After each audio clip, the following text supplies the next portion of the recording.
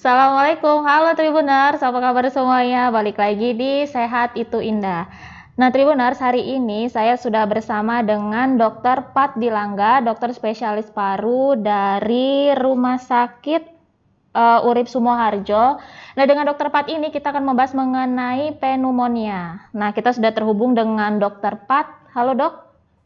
Ya, halo, selamat sore. Assalamualaikum warahmatullahi wabarakatuh. Waalaikumsalam dok. Sehat dok? Alhamdulillah, Iya. sehat ya. Walaupun Iya. keadaan seperti ini, kita tetap melaksanakan pesan ibu 3M ya. Hmm. Ya, Iya dok, walaupun katanya udah ada vaksin tetap harus 3M ya dok ya. ya betul. Lagi di mana dok? Lagi di rumah masih. Sebentar lagi Oh, nanti 1 jam lagi baru praktek di Rumah Sakit Geraha. oh iya dok. Nah dok, dokter ini prakteknya di mana dok selain di Urip? Saya di Rumah Sakit Urip dan Rumah Sakit Geraha. Oh iya, dokter ini kalau nggak salah ini ya dok ya, Ketua Ikatan Dokter Paru seluruh Indonesia untuk wilayah Lampung. Perhimpunan Dokter Paru Indonesia, Untuk yang Lampung ya dok ya. wilayah Lampung. Mm-mm. Iya dok. Nah hari ini dok kita akan bahas soal pneumonia dok ya. Karena Ya, ada artis yang baru saja meninggal karena penyakit itu. ya, Terus ada juga masyarakat yang bingung ini sebenarnya pneumonia biasa sama pneumonia karena COVID itu bedanya apa gitu loh dok, kan masih banyak yang nanya. Nah, ya, ya. sebenarnya Nah, pneumonia ini apa nih dok? ya, gini, pneumonia itu adalah suatu radang yang terjadi pada parenkim paru, pada otot-otot paru ya, di dalam paru. Jadi pneumonia itu sebetulnya bukan satu macam, tetapi ada beberapa penyebab. Ya, yang pertama, yang banyak selama ini itu pneumonia karena bakteri. Yang kedua, pneumonia karena jamur, fungus ya. Yang ketiga itu yang sekarang sedang ngetren, yang sekarang sedang meningkat itu pneumonia akibat virus, yang saat ini kita sebut pneumonia akibat COVID-19 gitu. Ya. Iya. Nah, itu virus, bakteri, terus tadi jamur itu dapatnya dari mana dok? Dari udara atau dari mana itu dok? Ya, rata-rata pneumonia itu disebabkan oleh apa namanya menghirup jamur, menghirup kuman, menghirup virus. Ya, jadi memang jalannya adalah saluran pernafasan. Makanya disebut infeksi bisa karena droplet, bisa karena airborne infection, bisa karena langsung gitu, dari saluran pernafasan. Tapi bukan tidak mungkin pneumonia itu sebabnya adalah kita di dalam darah kita, misalnya kita sedang diinfus misalnya, kemudian kumannya menyerang paru-paru, bisa saja seperti itu. Jadi yang paling banyak adalah karena menghirup kuman atau jamur atau virus. Iya. Nah, gejala dari orang yang kena pneumonia ini dok antara bakteri, jamur, sama virus ini sama nggak dok? Sebetulnya hampir sama ya. Yang utama adalah panas ya, kemudian batuk, bisa batuk pilek atau sesak gitu, yang berakhir dengan sangat sesak sehingga kita memerlukan alat bantu untuk bernafas. Jadi rata-rata hampir sama sebetulnya gejalanya. Tapi untuk saat ini karena kita sedang pandemi, semua keadaan yang disebut gejala pneumonia pertama kita harus duga itu suatu virus pneumonia atau kita harus waspada terhadap COVID-19. Iya. Itu sama berbahayanya nggak sih dok antara si virus ini sama yang jamur, bakteri ini dok? Ya, kalau yang bakteri biasanya itu berjalannya tidak begitu cepat ya. Kalau yang jamur juga begitu, tidak begitu cepat. Tapi kalau yang virus, apalagi yang sekarang itu sangat cepat berkembangnya, sangat cepat meluas dan sangat cepat menjadi perburukan. Ya, jadi itu bedanya. Bedanya. Dan yang paling cepat merenggut nyawa itu yang virus ini dok ya, berarti ya? Ya, untuk sekarang yang sedang mewabah di dunia adalah yang paling berbahaya sekarang adalah karena virus COVID-19. Ya, Mbak. Iya. Apakah ini dok, apakah yang virus COVID-19 ini adalah pneumonia pertama yang disebabkan oleh virus atau sebelumnya ada virus-virus lain dok?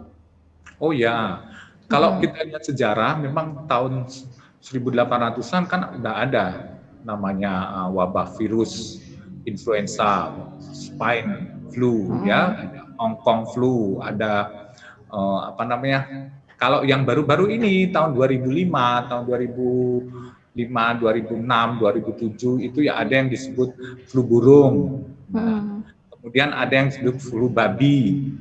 Ada yang disebut MERS ya, Mediterranean MERS-CoV itu yang kemarin jemaah haji yang banyak kena karena ini Middle East ya, Middle East virus itu yang sekarang menjadi yang paling banyak adalah COVID-19. Jadi memang bukan baru pertama kali Mbak, sejak tahun 1800-an sudah ada itu yang namanya virus yang menyerang sehingga wabah di seluruh dunia. Jadi sebelumnya sudah banyak virus dan yang terakhir ini yang bikin heboh ini si COVID-19 ini ya dok ya? Ya betul. Iya. Nah untuk memastikan dok kalau orang ini dia kena bakteri pneumonia karena bakteri, jamur atau virus itu dokter gimana itu? Ya, begini, kalau untuk sekarang kita harus waspada terhadap virus pneumonia karena COVID-19. Tapi untuk membedakan, memang ada, kita bisa membedakan itu virus karena pneumonia karena virus atau bakteri. Tentunya harus periksa lab ya. Yang utama adalah periksa laboratorium. Selain gejala, kalau gejala itu biasanya kan hampir sama, ya batuk, panas, sesak napas, kemudian dahaknya berwarna dan lain sebagainya itu hampir sama. Tetapi untuk pastinya untuk ini bakteri, ini virus itu harus pemeriksaan laboratorium. Yang termasuk yang kalau sekarang udah kita ada tahu bahwa ada rapid test, rapid antigen, swab antigen, ada swab PCR itu, Mbak. Bedakannya. Iya. Nah, kalau setelah dokter menemukan itu kan ini dok ya, langsung melakukan penanganan ya. Itu penanganannya antara ketiga ini sama nggak dok sebenarnya? Ya, tentunya sangat berbeda ya. Kalau secara umum kalau gejala itu penanganannya hampir sama. Tetapi secara etiologi, ya etiologi virus, etiologi jamur, etiologi dari kuman tentunya lain. Ya, jadi berbeda. Kalau bakteri biasanya kita kasih antibiotik saja, tidak pakai antivirus. Tapi kalau virus kita juga kasih antibiotik, juga kasih antivirus gitu loh. Kalau dengan akibat jamur tentunya kita pakai anti jamur. Ya. Yang saat ini tetapi harus diwaspadai, walaupun bagaimana ini kalau kita sudah menduga ini diagnosanya adalah pneumonia, kita harus pertama kita duga adalah pneumonia karena virus COVID-19 gitu. Jadi yang pertama kali kalau dia udah ada gejala pneumonia, mungkin yang pertama kali dokter ini ya dok ya, dokter lakukan pemeriksaan itu yang karena COVID-19 ini dok ya, yang pertama karena sekarang sedang pandemi kan, jadi kita tetap harus periksa PCR kalau ada pneumonia, harus periksa juga rapid dulu, kemudian PCR, kemudian yang lain-lain. Terapinya akan mengikuti hasil dari itu ya. Kalau misalnya dia ternyata dari hasil virusnya negatif ya tentunya kita tidak memberikan antivirus. Oh jadi kalau ternyata virusnya itu negatif, dokter ngelakuin pemeriksaan untuk bakteri dan jamur gitu ya dok ya? Ya, sebetulnya bisa seiringan kita untuk membedakan itu.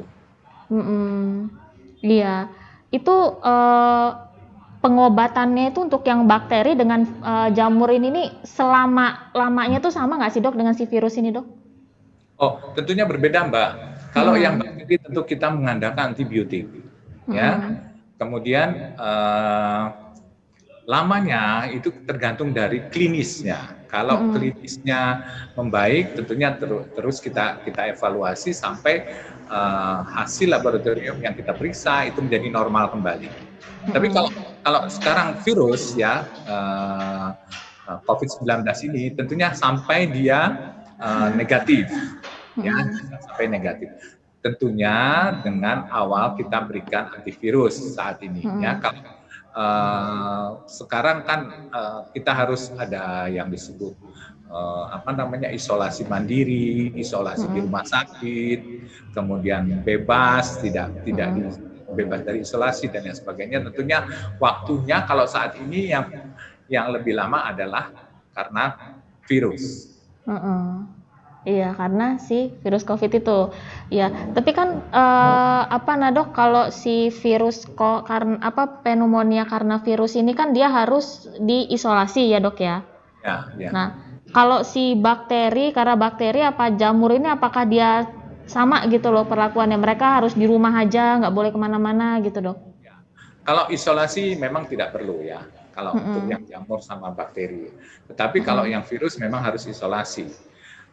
Tetapi pada penderita dengan pneumonia karena bakteri tentunya harus istirahat, Mbak. Kita yang menderita pneumonia karena bakteri adalah biasanya anak-anak dan usia tua atau ada penyakit penyerta ya, seperti saat ini kita lihat ada komorbid ya untuk yang COVID-19 ya, sama saja seperti itu. Tetapi kalau pneumonia karena bakteri, karena jamur itu kita tidak perlu isolasi. Hanya saja apabila memberat perlakuannya hampir sama. Tentunya kita harus melihat gejalanya. Kalau berat tentunya bisa sampai seperti pneumonia karena virus, bisa sampai kita harus memakai ventilator juga atau alat bantu nafas gitu. Berarti kalau dia udah berat ya sama aja, dia harus dirawat di rumah sakit juga ya, Dok ya? Kalau pneumonia karena bakteri ya itu ada kriterianya, karena kalau untuk dirawat ya, karena kalau dia berat misalnya panasnya tinggi. Kemudian yang penting pada pneumonia baik bakteri, jamur maupun virus itu adalah hasil ronsennya. Kalau ronsennya masih baik-baik saja tentunya tidak perlu diopname atau tidak perlu mendapat perawatan khusus ya. Tetapi kalau sudah ada pneumonia, apalagi kalau pneumonia sudah meluas kiri dan kanan, misalnya dia paru kiri dan paru kanan, tentunya itu harus dirawat. Kemudian apabila memberat, tentunya akan terjadi yang disebut gagal nafas, misalnya gagal nafas itu kalau dari pneumonia kita harus pasang alat bantu nafas yang disebut ventilator gitu. Itu gagal nafas itu bisa terjadi di bakteri, bisa terjadi di jamur, bisa terjadi di virus juga, Dok ya? Bisa terjadi. Apakah gagal nafas ini yang nyebabin meninggal dunia, Dok? Ya, salah satunya adalah itu yang paling banyak ya, karena gagal nafas disebut kalau di istilah dokternya acute respiratory distress syndrome. Ya, jadi udah distress, jadi dia sudah tidak ada ruang lagi untuk pertukaran antara oksigen dan karbon dioksida. Jadi sudah penuh dengan sel-sel atau sudah penuh dengan materi-materi infeksi, atau kalau di saat ini kita lihat di pneumonia karena virus itu disebut kalau dia udah ada badai sitokain yang sangat luas. Ya, sitokain storm yang sangat luas. Jadi memenuhi semua paru-paru. Jadi gambaran dari radiologinya memperlihatkan suatu pneumonia yang sangat luas. Itu yang perlu paling tidak diberikan bantu napas atau ventilator apabila sudah gagal napas. Kita melihat gagal napas atau tidaknya itu dari hasil laboratoriumnya, hasil analis atas darahnya, atau hasil SpO2-nya ya, saturasi oksigennya di dalam tubuh sudah menurun atau belum. Kalau dari pasiennya itu gimana, Dok, yang dia gagal napas? Apa dia sesak atau tiba-tiba hilang kesadaran atau gimana, Dok? Tentu saja semua akan turun ya. Semua akan turun. Jadi sesak bertambah, kesadaran akan menurun. itu oksigennya sangat menurun, ya oksigen di dalam tubuhnya menurun, kemudian organ-organ lain juga bisa terjadi kerusakan. Ya, jadi sangat kompleks apabila sudah gagal napas atau sudah kalau dari pneumonia bakteri itu kita sebut bisa karena sepsis ya, jadi septikemia. Jadi sudah kumannya sudah menguasai seluruh tubuh, atau kalau di virus itu sudah sitokain stormnya, badai sitokainnya sudah memenuhi seluruh paru-paru gitu ya. Jadi memang itulah kalau misalnya itu hampir sama sebetulnya antara gagal napas itu hampir sama lah, gagal napas karena pneumonia. Iya. Oh ini apa ini dok ya, jangan-jangan nih gagal nafas ini yang nyebabin pasien COVID itu dia harus dimasukkan ke ruang ICU ya dok ya? Iya, ke ruang isolasi ICU. Iya, soalnya dok, Bu Deste juga dia COVID masuk ruang ICU juga gitu. Rupanya mungkin dia gagal nafas ya dok? Ada keluarga saya COVID. Gagal nafas, dia masuk ke ICU, tapi nggak lama dari ICU dia meninggal gitu. Ya, mungkin karena itu ya? Iya, karena badai sitokainnya di dalam parunya sangat luas, jadi tidak terkejar dengan terapinya. Makanya kalau sudah ada gejala-gejala harus segera memeriksa ke dokter sehingga tidak terlambat. Iya ya, Bu Dese memang agak terlambat sih dok dia, makanya dia nggak lama dia masuk dari ruang ICU, dia dapat ventilator sebentar. Kan sekarang begini Mbak, kriteria COVID ini kan ada tanpa gejala ya, OTG orang tanpa gejala, ada gejala ringan, ada gejala sedang, ada gejala berat sampai kritis. Itu sudah masuk ke gejala berat, kemudian ke kritis, jadi masuk di ICU, ICU udah nggak bisa tertolong ya, bisa fatal. Iya, dia langsung fatal dok gitu. Iya. Nah, betul. Iya. Nah kalau dia sudah sampai tahap gagal nafas itu dok, itu dia ada kemungkinan bisa sembuh nggak sih dok?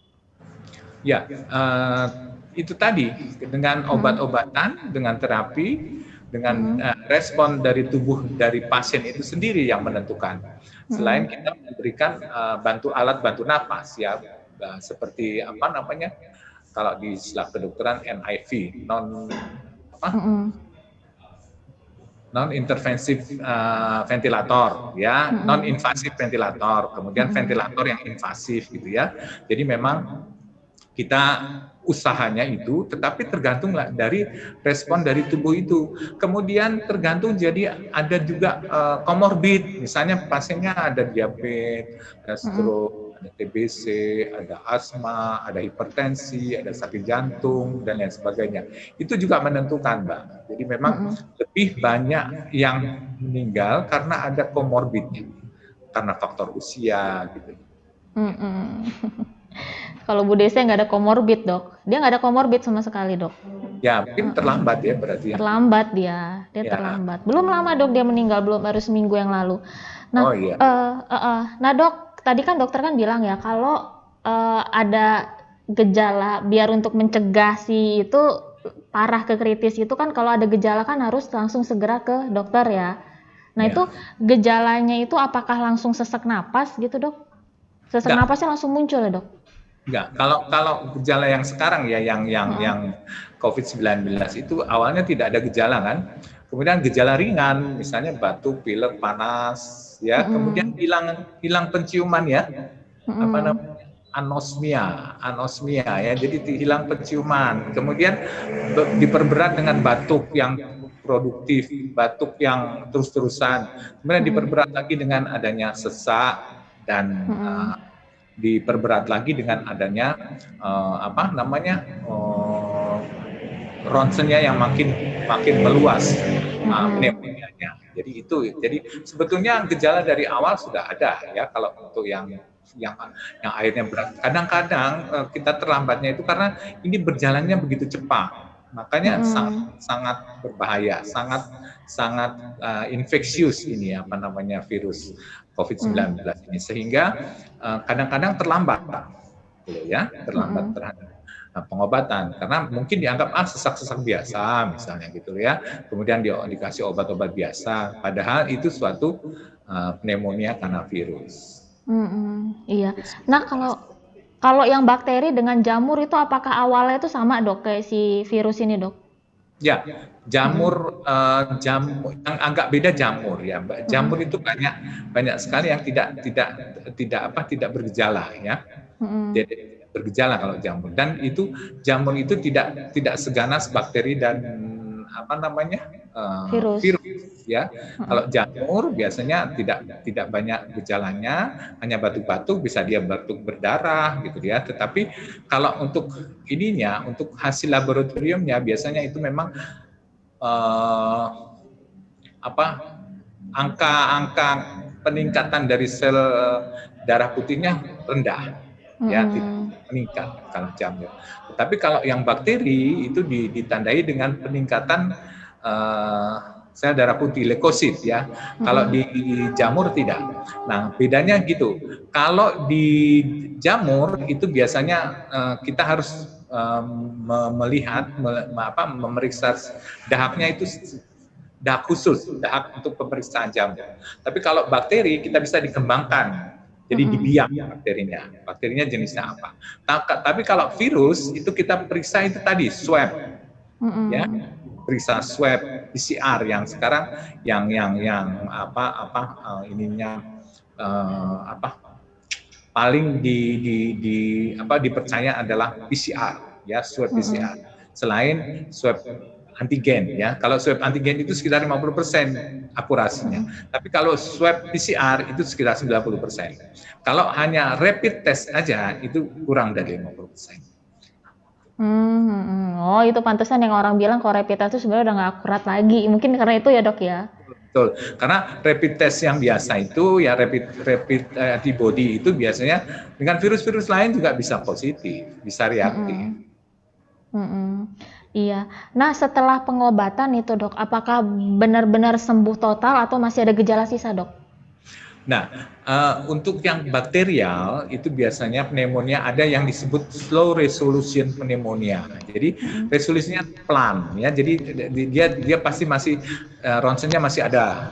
Ya walaupun sudah diobati, sudah nggak panas, sudah batuknya berkurang, tetapi ternyata ronsennya masih ada. Jadi itu walaupun sudah tidak aktif. Jadi dia tetap harus istirahat, obat diperpanjang, kemudian imunitas ditingkatkan. Nah, bagaimana yang ini, yang virus? Tentunya dia harus isolasi, karena walaupun bagaimana masih kita duga itu suatu pasien dengan yang masih positif, walaupun dia sudah tidak ada apa-apa, tidak ada gejala. Kalau dia masih positif PCR-nya, tentunya kita masih menduga itu suatu yang sangat menular ya. Nah, untuk sekarang sudah ada pendapat baru bahwa setelah 10 hari dirawat, kemudian PCR-nya positif, setelah 10 hari itu gejalanya sudah baik, pasien biasanya boleh pulang. Ya, pasien boleh pulang itu di rumah harus isolasi mandiri dulu. Ya, sampai betul-betul, dan kemudian diperiksa lagi PCR-nya, kalau negatif berarti dia sudah aman. Iya. Nah, setelah sembuh, mungkin nggak dok, dia bisa kena lagi untuk yang bakteri, virus, jamur ini gitu?